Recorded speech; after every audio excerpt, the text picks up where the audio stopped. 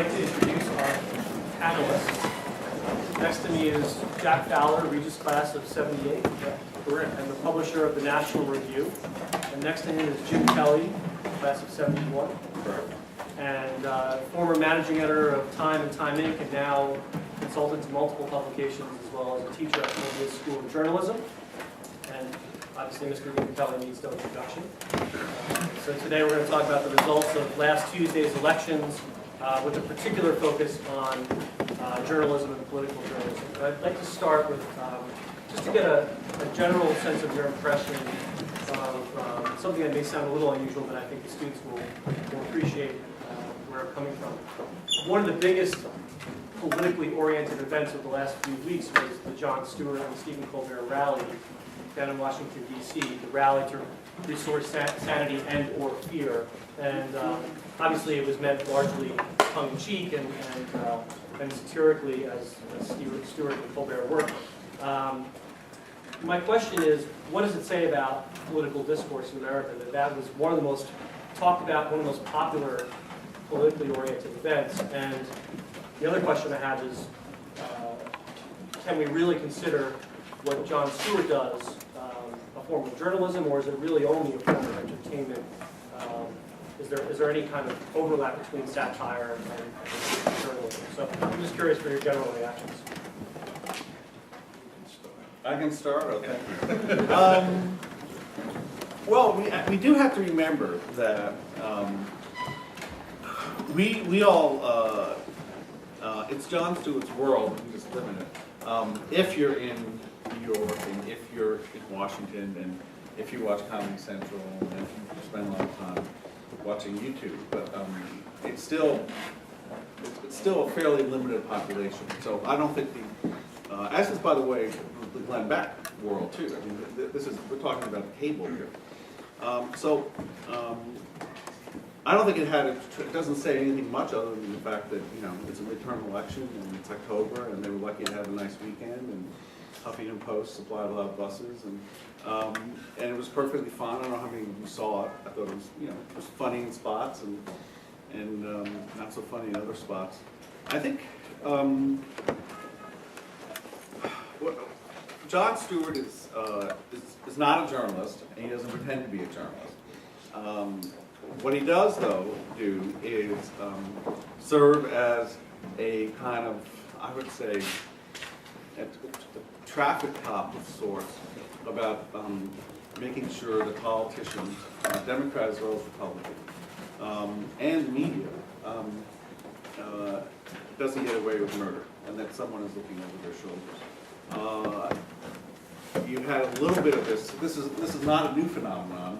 Those of you, and no one in this room is old enough to remember the Smothers Brothers, but they had some pointed comedy, you know, on their national TV show. And of course, you know, you have Mark Saul making fun of Eisenhower. You have a lot of precedents here. I suppose what has enabled Jon Stewart so much is exactly the category that he most attacks, and that is the cable world.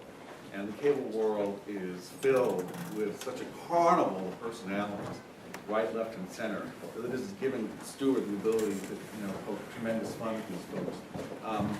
But he tries to have it both ways. He takes journalism to task, and then if you start asking serious questions, he says, "Look, I'm just a comedian. I'm just a comedian." You know. But I do think that he's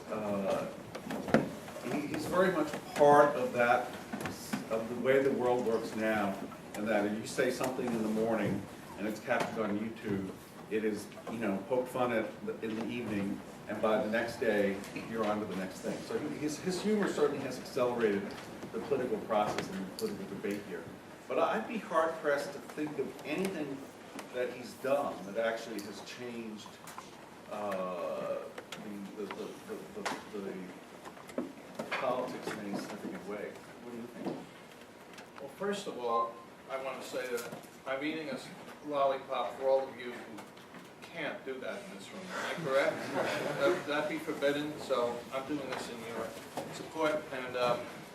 And this is, I think I might have said this the last time, this was the scene of the crime for me 30 years ago. This room has terrible memories.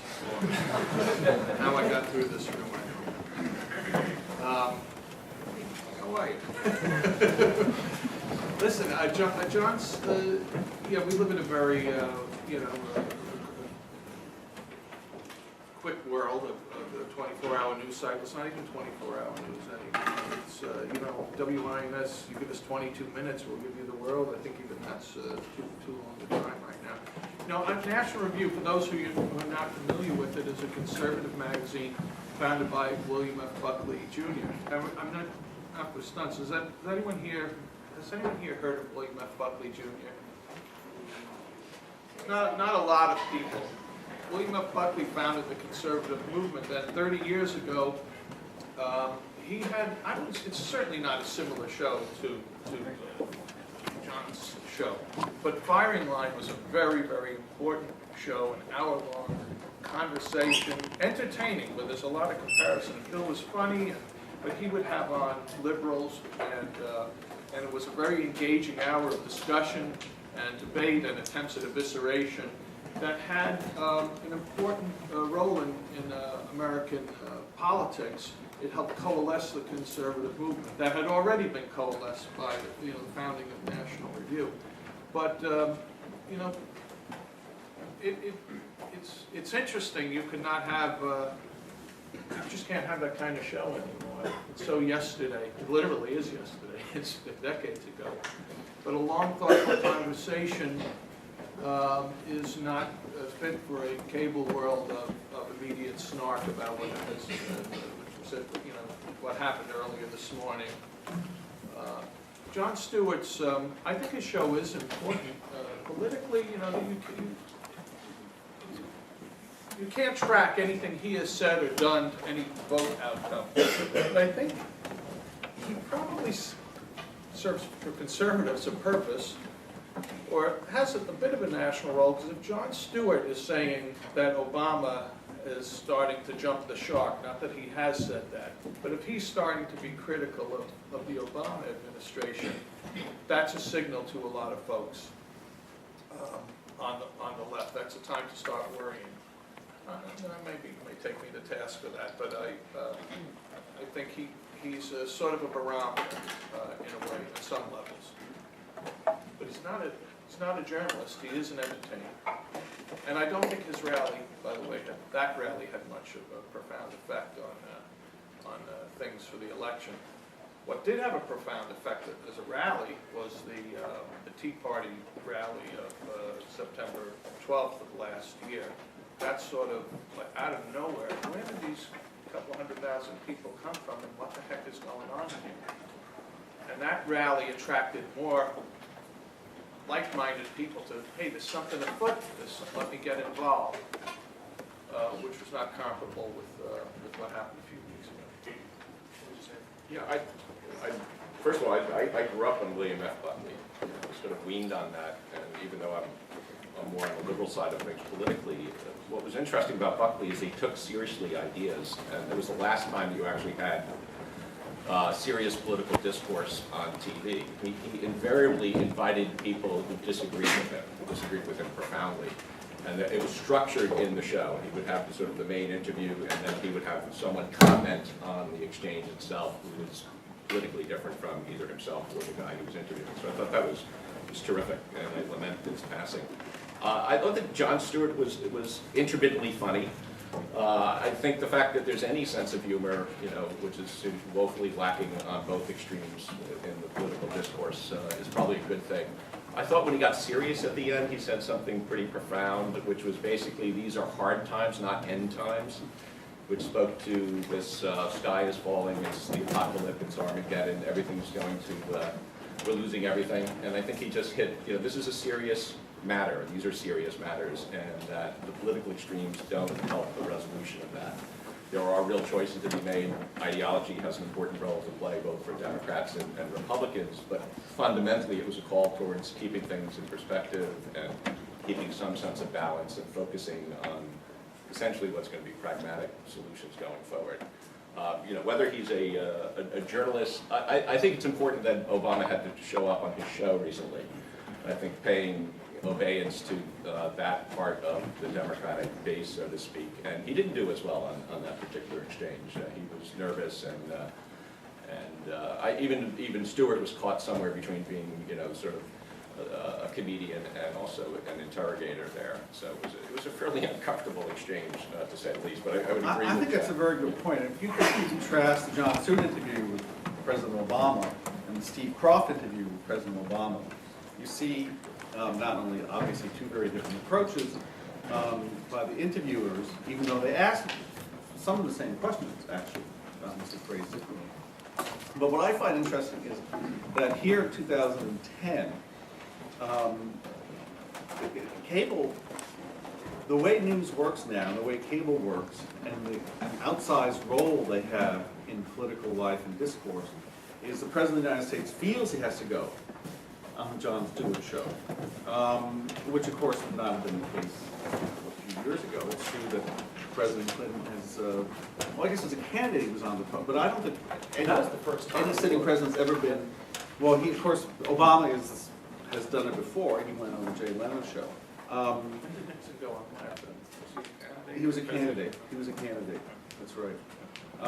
But a sitting president, Obama's the only one who's done it, and he's done it twice so far. But the idea, the fact that his advisors feel that it's necessary for him to do this, says more about the state of the presidency, the state of the Obama presidency, and the kind of electorate I think they're trying to. In fact, Croft asked him about that specifically on 60 Minutes. He said, there are some who say it's demeaning and humiliating for you to have to go up in the shows. And he says, look, it's such a fragmented audience. In the old days, you could just sit with the big three anchors and you would essentially be able to communicate to the whole country. I can't do that, so I have to show up at all these different venues as such. And that's an issue. So you cobble together your message through various venues and you hope you get to the lion's share of the people. Glenn Beck's name came up in the Stewart rally. There was a montage, I don't know how many people saw it, but there was a montage of political thinkers, let's call them, whom Stewart considered sort of extremists. And among them was Keith Olbermann, who, if you've been paying attention to the news, was suspended recently for a couple of days for having contributed several $1,000s and $7,000 or $8,000 to a few different Democratic candidates for office. And I'm curious to know whether there's a genuine difference between someone like a Jon Stewart, who consciously and explicitly calls himself a comedian and an entertainer, and someone like a Keith Olbermann, who obviously is intending to entertain his audience.